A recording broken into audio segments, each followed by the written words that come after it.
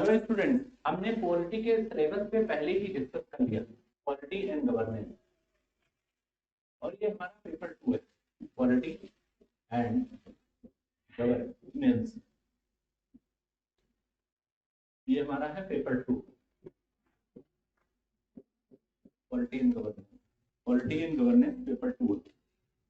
अब इसमें आज हम आपको मोस्ट इंपॉर्टेंट चीजें जो बिल्कुल बेसिक बातें हैं वो करते हैं, और एक तरीके से ये बहुत ही इंपॉर्टेंट क्लास होती है। मतलब मोबाइल नीचे देखिए, इसमें सबसे मोस्ट इंपॉर्टेंट क्या है कि हम ये बात कर लें कि सोर्स ऑफ कॉन्स्टिट्यूशन क्या है।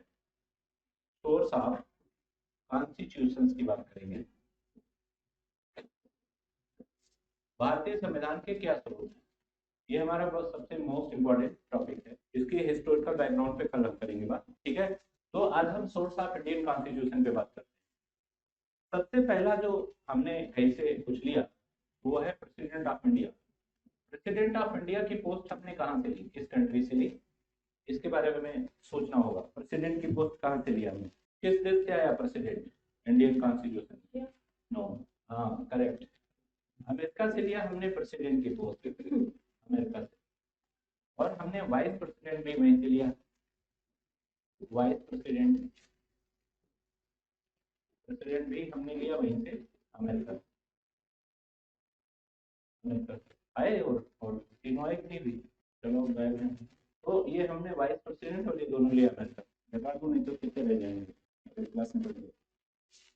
नॉट ज्वाइनिंग बाद में, पहले ये ज्वाइन कर रही होंगी तभी नहीं नॉट ज्वाइनिंग। लिंक तो वही है ना, सेम नॉट ज्वाइनिंग। हेलो महिमा, सुनाई दे रही है आवाज? महिमा, अभी बताओ कि अमेरिका का प्रेसिडेंट भारत के प्रेसिडेंट में क्या डिफरेंस, दोनों के प्रेसिडेंट में डिफरेंस बताओ। बताओ, ये सब तो बेसिक बात है।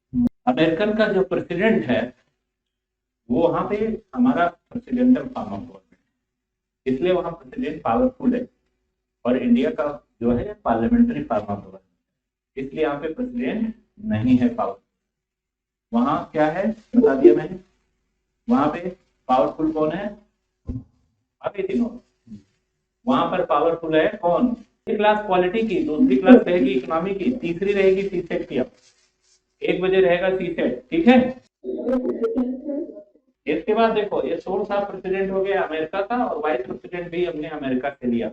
बट इंडिया के प्रेसिडेंट में और अमेरिका के प्रेसिडेंट में अंतर यह है कि अमेरिका का प्रेसिडेंट मोस्ट पावरफुल है और इंडिया का प्रेसिडेंट नहीं है। इसके पीछे रीजन है प्रेसिडेंटल फॉर्म ऑफ गवर्नमेंट। अब इसके बाद देखो, हमने प्राइम मिनिस्टर की पोस्ट कहां से ली, अभी बताओ प्राइम मिनिस्टर कहां से लिया हमने? प्रेसिडेंट तो ले लिया, प्राइम मिनिस्टर पे बात करो। प्राइम मिनिस्टर पोस्ट कहां से ली हमने? प्राइम मिनिस्टर की पोस्ट ली हमने यूके से, यूके से। प्राइम मिनिस्टर की पोस्ट ली किससे? यूके से। प्राइम मिनिस्टर की पोस्ट हमारी यूके से,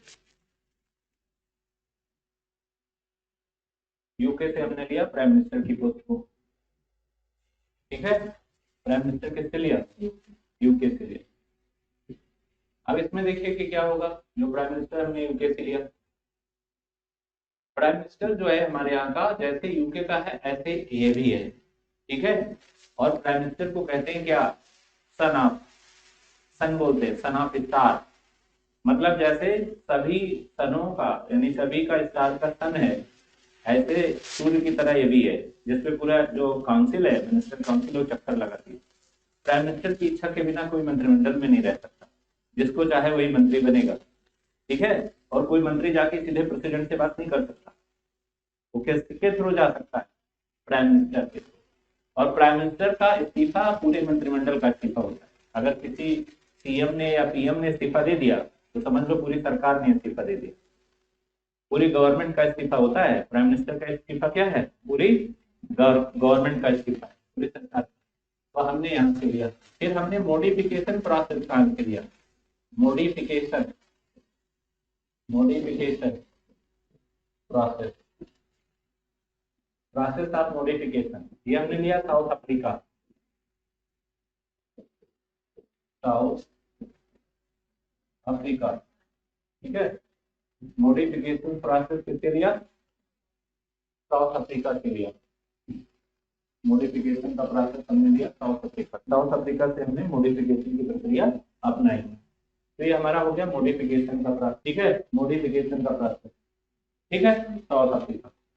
इसके बाद फिर आता है क्या, साउथ अफ्रीका से हमने मॉडिफिकेशन ले लिया, मॉडिफिकेशन के बाद आता है हमने प्रिम्बल कहाँ से लिया, preamble, preamble is the important part of constitution. Preamble हमने कहाँ से लिया, हमने फ्रांस, प्रस्तावना भारत में फ्रांस से ली गई, France. Pol science by natural, economics by learning है हमारी। पोल साइंस तो हम नेचुरल ऐसे जानते हैं बिना पढ़े, को पढ़ के जानते हैं, ठीक है। प्रिम्बल कहाँ से लिया, फ्रांस से। इसके बाद फिर देखो प्रिम्बल के बाद क्या है, प्रिम्बल के बाद आएगा कि प्रिम्बल में इंपॉर्टेंट बातें क्या है। इंपॉर्टेंट बातें क्या है, इंडिया एक सेक्युलर कंट्री है, इंडिया एक रिपब्लिक कंट्री है।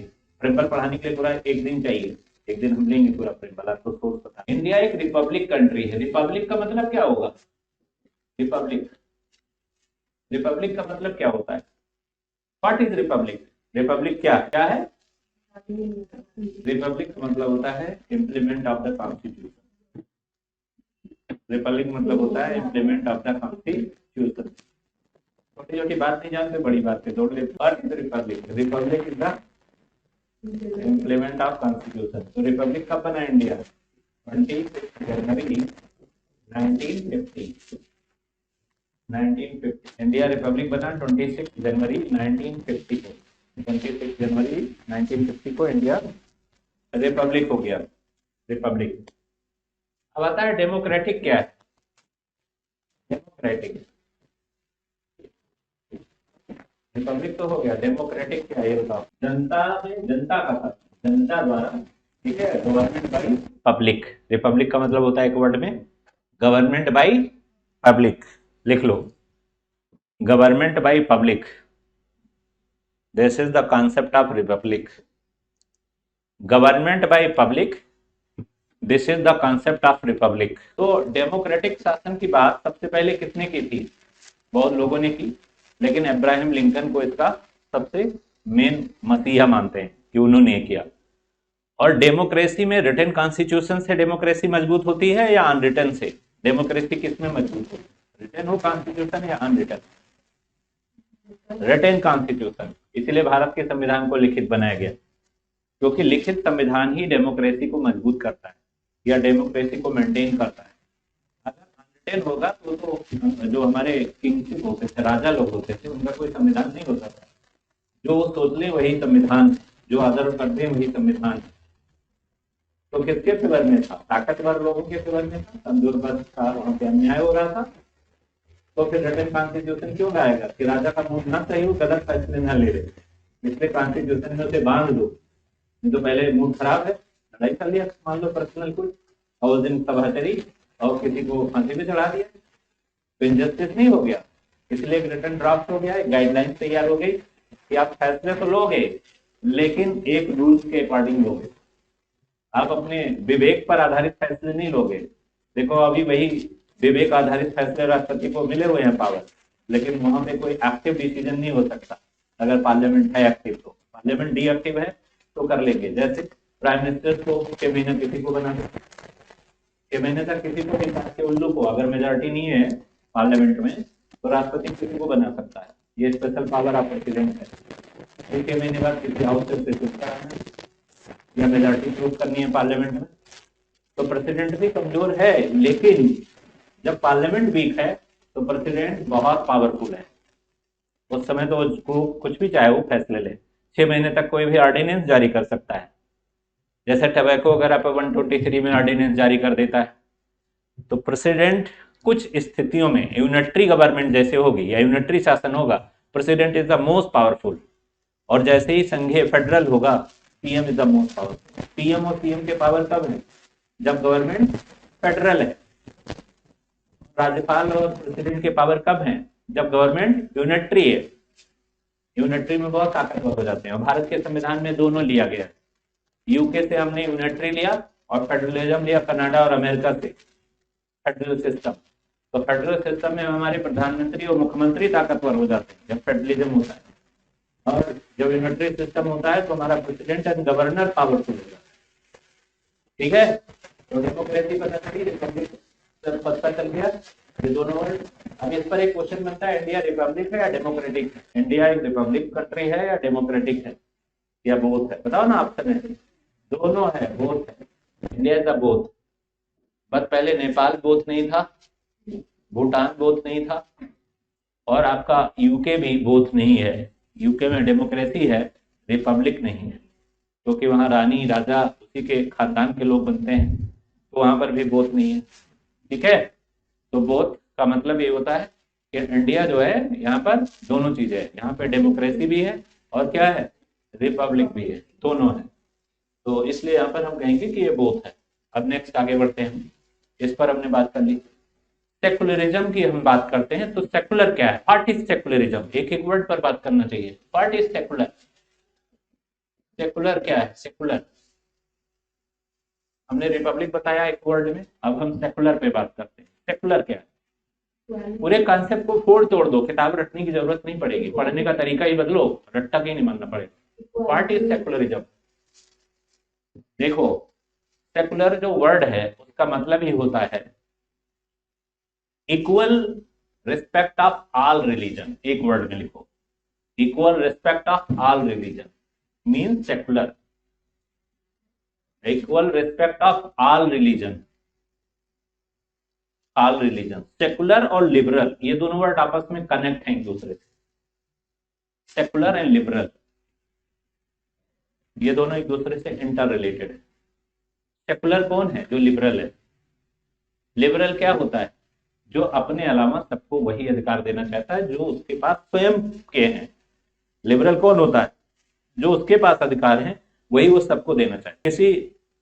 किसी वाइफ को एक लिबरल हस्बैंड मिलता है तो वाइफ को भी वही राइट्स देता है जो उसने स्वयं ले रखे।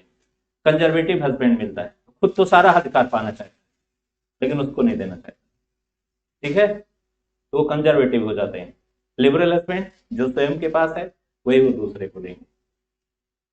समझ आया? इन दोनों में अंतर है। अब लिबरल और कंजर्वेटिव को लोग होते हैं, कंजर्वेटिव वह लोग हो जाते हैं जो अपने आप को ज्यादा प्रोटेक्शन चाहते हैं, डर लगता है जिनको सोसाइटी से या दूसरों से डर लगता है, वो सोचते हैं हम अपने आप को प्रोटेक्ट नहीं कर पाएंगे अगर हमने लिबर्टी दे दी। जैसे किसी की वाइफ हाउस वाइफ नहीं है, सर्विस कर रही है, अब वो सोचते हैं अगर हमने छूट दे दी तो क्या पता इसका गलत फायदा उठा ले, इसलिए घर से बाहर ना जाने दो या घर के पास ही नौकरी करने दो। अब इसका क्या नुकसान होता है? एक तो सोशल एक्सपीरियंस नहीं आएगा उसके पास, और जो अच्छी अपॉर्चुनिटी है दूर जाकर मिलने वाली वो नहीं मिलेगी, आसपास सैलरी पैकेज कम मिलेगा, अच्छी ऑफिस नहीं मिलेगी, तो ये सब उसकी निगेटिविटी है। और जो सोशल एक्सपीरियंस है वो नहीं आएगा उसके पास। तो अगर सारे हस्बैंड इस तरह सोचेंगे तो महिला तो आगे बढ़ ही नहीं पाएगी। सेल्फ प्रोटेक्शन, फीमेल लिबर्टी क्यों नहीं दी जाती? सेल्फ प्रोटेक्शन के लिए। खुद में वीक महसूस करता है आदमी, कहता है मैं बहुत ताकतवर हूं। ताकतवर जो होगा वो लिबर्टी देगा, वो मैनेज करने का तरीका जानता है कि कैसे हम उससे मैनेज करें। प्रोटेक्शन किसको चाहिए? जो वीक है, कमजोर है। ठीक है, दूसरों पर भरोसा कौन नहीं करता? जिसको खुद अपने आप पे नहीं होता। विवेकानंद ने कहा पहले स्वयं पर करो भरोसा, बाद में कहो भगवान भरोसे हैं। गॉड कहते हैं कि सबसे पहले स्वयं पर भरोसा, फिर हमारे पे भरोसा। स्वयं पे भरोसा नहीं, काम प्रैक्टिकली करोगे नहीं तो रिजल्ट अच्छा आएगा नहीं। तो लिबर्टी जो है आपको डेवलप की तरफ ले जाती है। कैपिटलिज्म कहां से ओरिजिनेट हुआ है? लिबर्टी से। हम जब बहुत ज्यादा अपने एरिया में किसी को आने नहीं देते तो हम दूसरी के एरिया का फायदा कैसे लेंगे? हम कहेंगे नहीं हमारी गाड़ी ठीक करेगा हिंदू ही, हम कहेंगे हमारे घर का सामान हिंदू दुकान पर ही मिलेंगे। तो जो दूसरे रिलीजन के पास टैलेंट है वो कैसे तुम्हारे पास आएगा? वो तो आएगा ही नहीं। जैसे हिंदुस्तान में कोई भी गाड़ी मैकेनिक मुस्लिम ही मिलेगा चाहे जहां चले जाओ। आप कह दो मुस्लिम दुकान पे हम गाड़ी ठीक कराएंगे नहीं, हम हिंदू हैं। तो लिबर्टी से तो बहुत फायदा है, कुछ चीजें आपके पास आएंगी कुछ उधर जाएंगी। जस्ट लाइक एक्सपोर्ट इम्पोर्ट नियम लागू होगा तो आपको ये फायदा मिलेगा, अब दूसरे का ज्ञान आपके पास आएगा नहीं।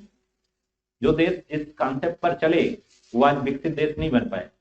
चाइना बहुत कंजर्वेटिव को अपनाया लेकिन बाद में उससे भी तरक्की करने के लिए क्या करना पड़ा? लिबरल होना पड़ा और WTO का मेंबर बनना पड़ा।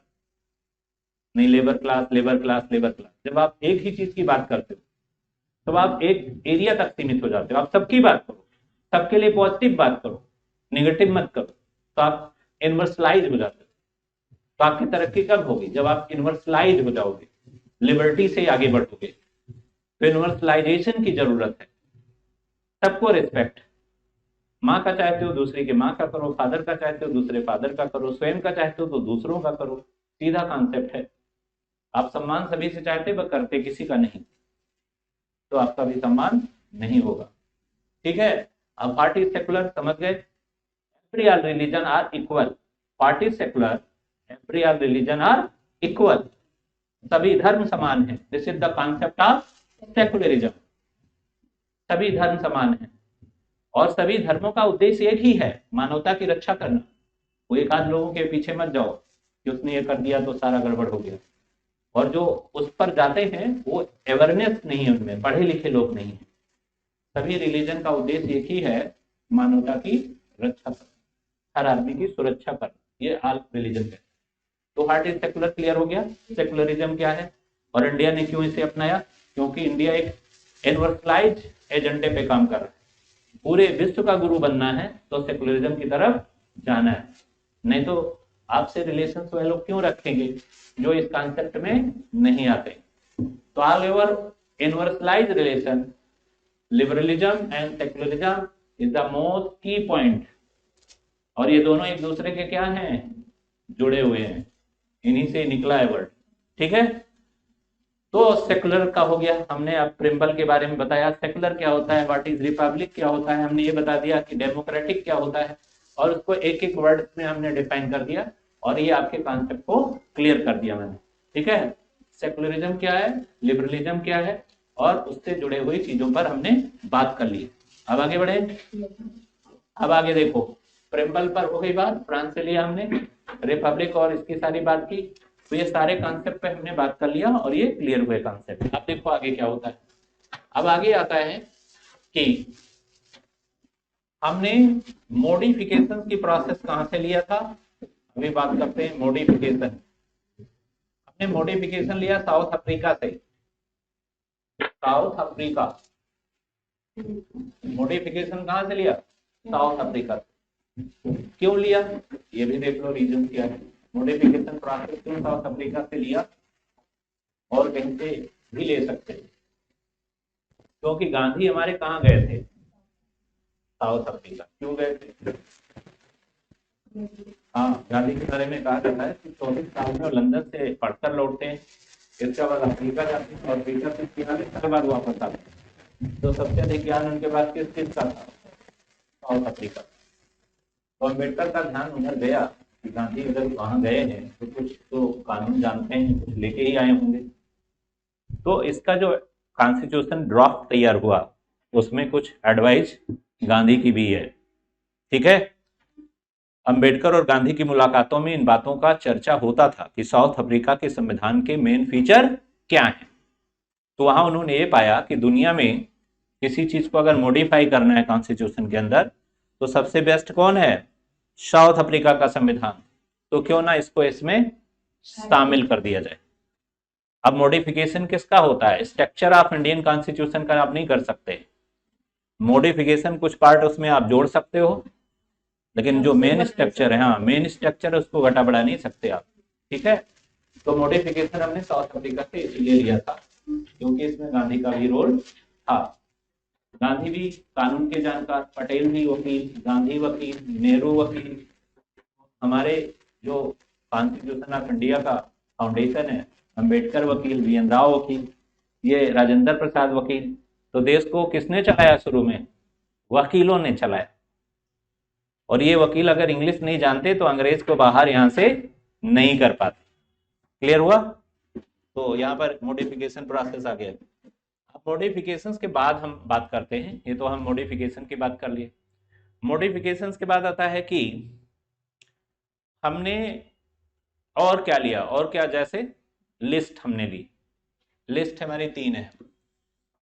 लिस्ट हमने कहां से लिया? ऑस्ट्रेलिया से। और ये 3 लिस्ट कौन कौन सी है ये बताओ। पहली लिस्ट है हमारी union list. Union list, union list में कितने हैं? 97 विषय, ये हमारी। दूसरी हमारी स्टेट लिस्ट। स्टेट लिस्ट में कितने विषय हैं हमारे? 66। और इसके बाद आएगा हमारा कंक्रीट लिस्ट। कंक्रीट लिस्ट में कितने विषय हैं? 47। 47। तो ये अलग अलग हमने लिस्ट ली, ये तीनों अलग अलग लिस्ट लिया। ठीक है, ये लिस्ट हमने क्यों लिया? क्योंकि जो यूनियन लिस्ट है इस पर कानून बनाने का अधिकार केवल केवल सेंट्रल गवर्नमेंट को है। यूनियन लिस्ट पर रूल बनाने का अधिकार किसको है? Only for central government. Union list पर कानून बनाने का अधिकार केवल सेंट्रल गवर्नमेंट। हाँ, कंकरेंट लिस्ट, कंकरेंट ऑस्ट्रेलिया, तो वहां से हमने लिया ये लिस्ट और इस पर हमें कानून बनाने का अधिकार है। यूनियन लिस्ट पर ये सेंट्रल गवर्नमेंट बनाएगी, स्टेट लिस्ट पर रूल बनाएगा स्टेट गवर्नमेंट, और इस पर बनाएगा कौन? दोनों, बोथ, दोनों इस पर रूल बनाएंगे। अब ये लिस्ट क्या होता है, कैसे इस पर टकराव उत्पन्न होता है, क्या इसका प्रोसेस है सॉल्यूशंस का, वो सुनते जाओ तो हम बताते हैं क्या होगा। ये ऐसा है कि मान लो कहीं पे रेल चल रही है, उसकी वजह से वहां के लोग कान के बहरे हो रहे हैं। गांव के बीच से रेलवे लाइन है, दोनों तरफ गांव बसा हुआ है, और हेल्थ रिपोर्ट ये कह रही है कि रेल की वजह से लोगों के कान खराब हो रहे हैं। क्या हुआ? रेल की वजह से दोनों के क्या हो रहे हैं? कान खराब हो रहे हैं दोनों गांव के। तो अब क्या करेगा? रेल तो सेंटर का है, गांव जो है स्टेट का है। ठीक है, गांव स्टेट है, किसी ना किसी का गांव होगा, स्टेट का होगा। अब हेल्थ जो विषय है वो स्टेट का विषय है, रेल जो है केंद्र का विषय है। अब इस पे जब कानून बनेगा कि रेलवे लाइन वहां से हटाई जाए या गांव ही अलग शिफ्ट किया जाए, इस प्रॉब्लम का सलूशन क्या है? तो रेल हट जाए वहां से, दूर शिफ्ट हो, या गांव हट जाए वहां से। तो क्या होगा इस पे? केंद्र ये चाहेगा कि गांव हट जाए, सेंटर क्या चाहेगा? गांव हट जाए। और राज्य ये चाहेगा कि रेलवे लाइन हट जाए, दूर चली जाए यहाँ से। समझ आया बात? अब अगर कोर्ट में विषय जाएगा तो राजस्थान हाई कोर्ट ने इस पर फैसला दिया है कि जब किसी के फंडामेंटल राइट्स कहीं डैमेज किए जा रहे होंगे तब सेंटर विषय पर भी राज्य के विषय भारी पड़ेंगे। तो किसका पॉइंट हो जाएगा? कंक्रीट लिस्ट का। इसलिए हेल्थ और एजुकेशन अब कंक्रीट लिस्ट के पार्ट हैं, पहले केवल स्टेट लिस्ट के पार्ट हुआ करते थे। ठीक है, अब हर हाल में कौन हटाया जाएगा? रेल ही हटेगी। गांव परंपरागत होते हैं, लोगों का इंटेंशन होता है कि हमारे बाबा दादा ने इसको बसाया था। तो जब फंडामेंटल की बात आ जाएगी तो केंद्र के बनाए गए कानून राज्यों पर भारी नहीं पड़ेंगे, क्योंकि फंडामेंटल के ऊपर नहीं है सरकार, चाहे वो केंद्र हो या राज्य हो। तो इसीलिए फंडामेंटल दिए गए। ये हो गया इतना, आगे बोलूं मैं? आगे दो। अब आता है नेक्स्ट। नेक्स्ट आता है कि लिखो, ये तो हो गया हमारे source of Indian constitution. Indian constitution के मेन में सोर्स बताया। स्पीकर ऑफ लोकसभा, ये कहां से लिया हमने? Speaker of Lok Sabha, speaker of Lok Sabha, ये हमने कहां से लिया? स्पीकर ऑफ लोकसभा कहां से लिया, ये बताओ? स्पीकर ऑफ लोकसभा कहां से लिया? यूके से। लिखो जरा, यूके से। स्पीकर ऑफ लोकसभा यूके से। लेकिन इस पर भी जीएस में क्वेश्चन आता है, स्पीकर ऑफ लोकसभा पे जीएस में क्वेश्चन क्या आता है कि स्पीकर ऑफ लोकसभा हमने कहां से लिया? यूके से लिया। लेकिन इस पर क्वेश्चन क्या आता है कि कौन सा भारत में ऐसा पद है जो अपने पद की शपथ नहीं लेता है, पद का गोपनीयता का शपथ नहीं लेता? कौन सा ऐसा पोस्ट है? इंडिया के कॉन्स्टिट्यूशन में कौन सी ऐसी पोस्ट है जो अपने पोस्ट की शपथ नहीं लेता है? स्पीकर ऑफ लोकसभा, बिल्कुल, ये नहीं लेता अपने पोस्ट। ये पार्लियामेंट मेंबर के रूप में एक बार होती है, इसकी शपथ होती है, इसके बाद ही अपने पद की कोई शपथ नहीं लेता। पार्लियामेंट मेंबर के उस पे ही एक बार इसकी शपथ हो जाती है, इसके बाद इसका कोई अलग से शपथ नहीं होता। क्लियर हुआ? पार्लियामेंट मेंबर के उस पे लेता है शपथ, और कुछ नहीं लेता। तो स्पीकर ऑफ लोकसभा का ये बात हो गया, तो ये हो गया हमारा। इसके बाद हम आते हैं आर्टिकल 8। पहले तो आर्टिकल कितने हैं? Number of article Indian constitution, number of article बताओ कितने हैं हमारे इसमें? Number of article Indian constitution बोलो कितने हैं? 395 आर्टिकल है, 12 शेड्यूल है, 395 article and 12 schedule, 395 article and 12 schedule हैं, 12 शेड्यूल, 395 आर्टिकल है और कितने शेड्यूल है, 12 शेड्यूल है।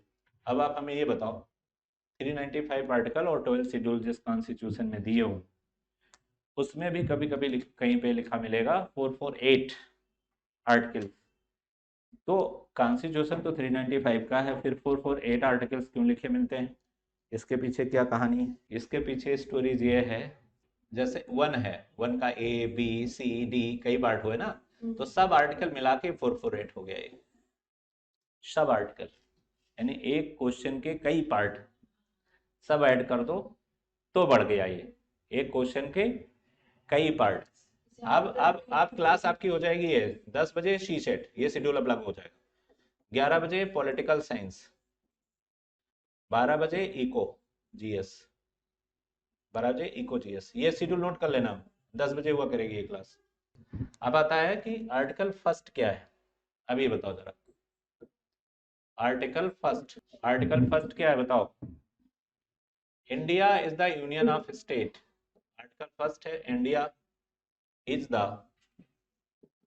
Union of state, India is the union of state, India is the union of state, India is the union of state, Bharat राज्यों का एक संघ होगा, भारत राज्यों का क्या होगा, एक संघ होगा, भारत राज्यों का एक संघ होगा, ये हो गया India is the union of state.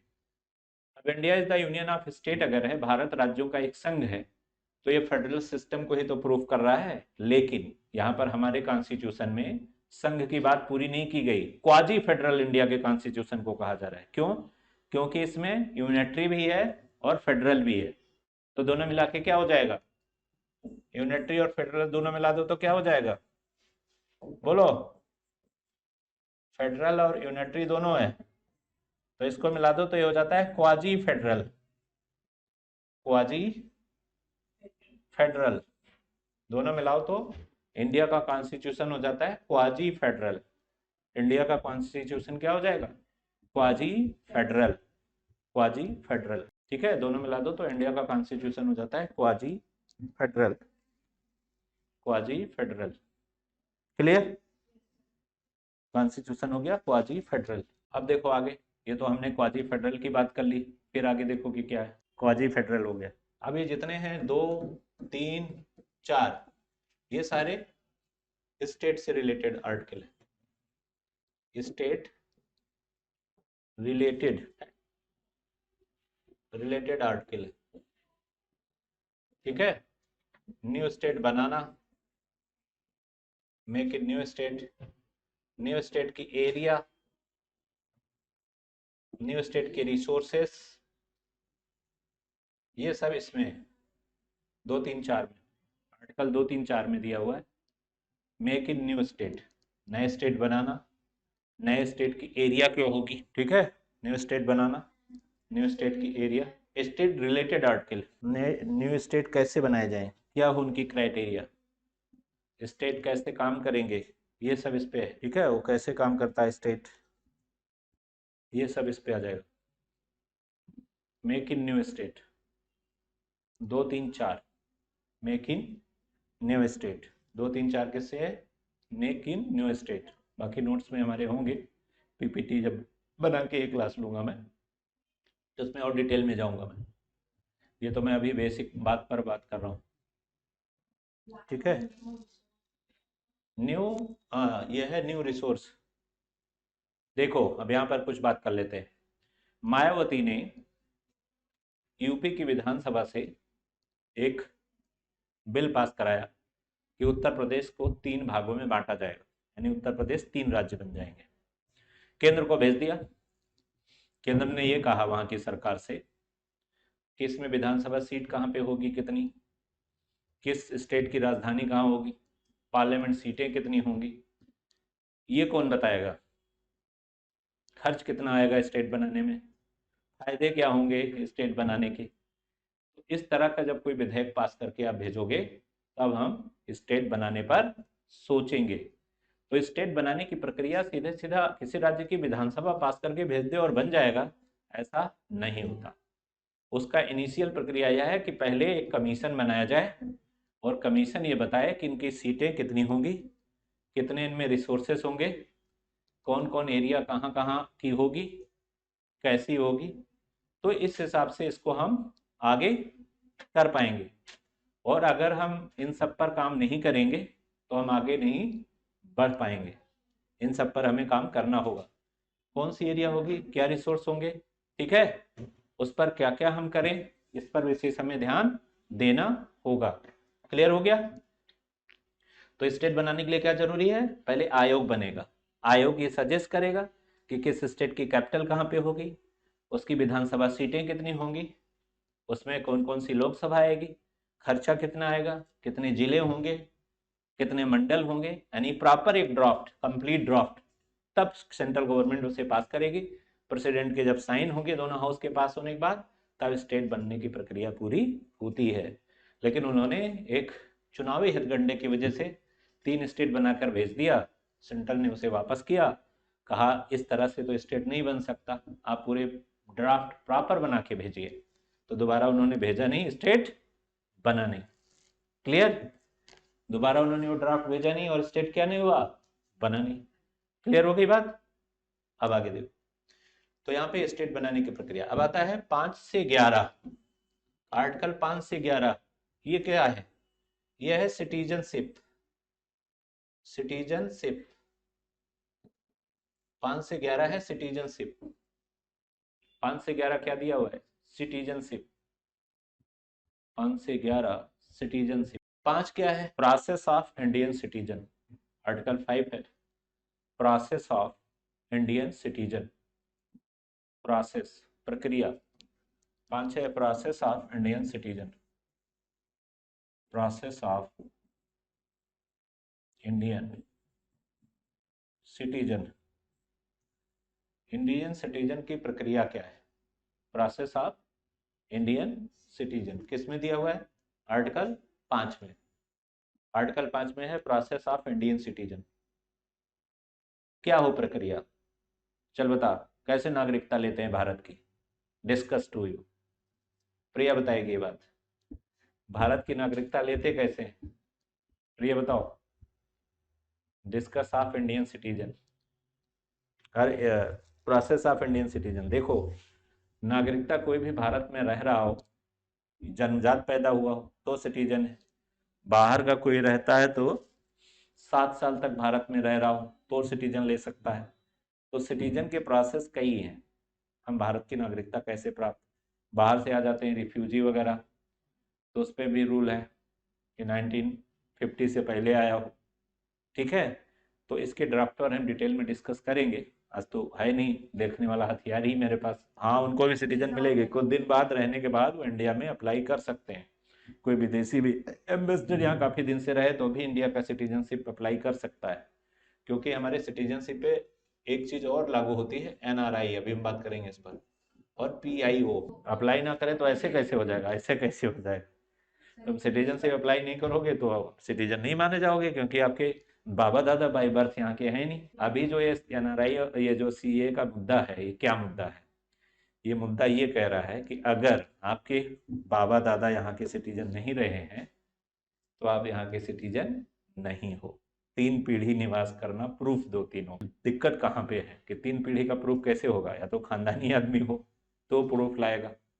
यही तो विवाद है। आप कोई मान लो पहले उसके दादा पाकिस्तान में थे, अब वो यहाँ पे आके रह रहा है, अब कहाँ से प्रूफ लाए, दादा तो पाकिस्तानी हो जाएंगे, तो उसको तो पाकिस्तानी नागरिक माना जाएगा। 3 पीढ़ी पीछे वाला जो प्रूफ मांग रही है सरकार, वहीं पे कंट्रोवर्सी पैदा हो रही है। पीछे बैक होके प्रूफ कहाँ से लाए कोई, क्योंकि माइग्रेट होती रहती है ना पॉपुलेशन। कोई बांग्लादेश से आ गया, कोई उधर कश्मीर से आके इधर रह गया, तो माइग्रेशन की वजह से प्रूफ ऑफ एविडेंस 3 पीढ़ियों के नहीं दिखाए जा सकते। डॉक्यूमेंट्स है ही नहीं किसी के पास, वो अपना प्रूफ दे सकता है अपने बाप का, ऊपर वाला कहाँ से लाए। उस समय ना तो इतने प्रूफ होते थे ना कुछ था। तो ये सब दिखाना होगा, और जो इस तरह दिखाएगा वो इंडियन नागरिक माना जाएगा। तो सिटीजनशिप को एक डिफिकल्ट बना दिया, बाकी मुस्लिम को छोड़कर सबको अलाउ कर दिया, और किसी को कोई प्रूफ नहीं देना। तो इस गवर्नमेंट ने एक तरीके से मुस्लिम 50 देश हैं, तो कहीं भी किसी देश में जा सकते हैं। तो इनडायरेक्टली ये है कि भारत ना हो, बाकी दुनिया में बहुत देश हैं तुम्हारे लिए, ऑलरेडी मुस्लिम रह रहे, हम और लोगों को अब नहीं लेना चाहिए। इनडायरेक्टली ये है कि हम और लोगों को अपने देश में बर्दाश्त नहीं करना चाहते। जो हैं वो तो हैं, जो खानदानी हैं यहीं से, वो कहाँ जाएंगे, उनका देश ही भारत है। लेकिन अब बाहर के लोग जो आके यहाँ पे हमारे रह जाते हैं, उन्हें हम नहीं लेंगे। माइग्रेट पीपल बिल्कुल नहीं लेंगे मुस्लिम रिलीजन, ये है। अदर रिलीजन माइग्रेट करके आता है तो लेंगे, क्योंकि हिंदुओं का कोई देश नहीं हो कि जहाँ हो जाए, नेपाल वगैरह बड़ा देश कोई नहीं है। लेकिन मुस्लिम के तो 50 कंट्री हैं, तुम वहाँ क्यों माइग्रेट नहीं कर रहे हो? बांग्लादेश और पाकिस्तान के लोगों को ये संदेश देना चाहते हैं कि वहाँ चले जाओ, म्यांमार के, इंडोनेशिया, दुनिया भर का। भारत ही क्यों? भारत की जनसंख्या ऑलरेडी बहुत ज़्यादा है और मुस्लिम कंट्री 50 हैं, हिंदू कम हैं, तो हिंदुओं को एक तरीके से प्रोटेक्शन है कि तुम्हें किसी देश में शरण नहीं मिलेगी, लेकिन एक देश आपको देगा, चाहे जहां से भगाए जाओगे, वो देश क्या होगा? भारत। यही कहा है उन्होंने। तभी तो बात उठ रही है कि पाकिस्तान हमारा है, वो तो हमारा ही पार्ट है। तो अगर इतना ज़्यादा टेंशन है तो उसे भी अपना पार्ट मान लो। वो मिलने को भी तैयार हो रहे हैं, उधर इतनी क्राइसिस पैदा हो रही है, वो तो कह रहे हैं इंडिया में शामिल कर लो हमें, क्योंकि हम अकेले तो सर्वाइव नहीं कर पा रहे। बहुत क्राइसिस हो रही है ना वहाँ, मनी क्राइसिस। तो वो तो कह रहे हैं हमें पार्ट बना लो अपना। तो ऐसी स्थिति में वहाँ जनमत संग्रह कराया जाए तब ना आल पब्लिक तैयार हो। एक बार तो मुझे एक इंटरनल खबर पता चली कि पूरा पाकिस्तान तैयार हो गया था, इमरान उस पर ड्राफ्ट पे साइन करने वाले थे, पूरा इसी ने गड़बड़ा दिया इसका। भारत ने